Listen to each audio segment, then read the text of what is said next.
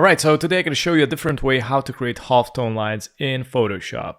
I'm going to go with this image and I'm going to scale it down from 6000 to 3. By the way, the smaller the image size, the bigger the halftone lines you can make. So 3000 should be enough. I'm going to click OK. I also want to adjust the contrast of the image, so I'm going to duplicate it, Control J. I'm going to go to Image, Auto Tone, Auto Contrast, and Auto Color. Make it quick and simple. You can see the difference. And now I gotta go to the adjustments and I gotta select the black and white. Press and hold Shift, select all the layers, right click, convert to Smart Object. And let's go to Filter, Filter Gallery, and we're gonna go to the sketch. Let's select the halftone pattern and we're gonna change the pattern type from dot to line.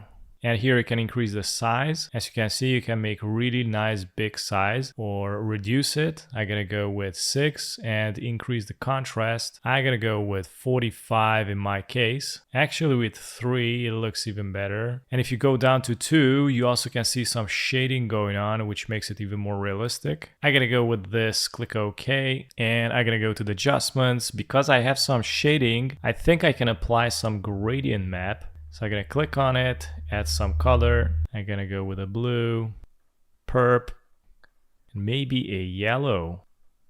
So it kind of does the job. I'm gonna leave it like this, click OK. I'm also thinking to add some blur to reduce the anti-aliasing. So I'm gonna go to Filter, Blur, and select Gaussian Blur. Oh wow, check this out. I'm gonna reduce it, 2.1, click OK.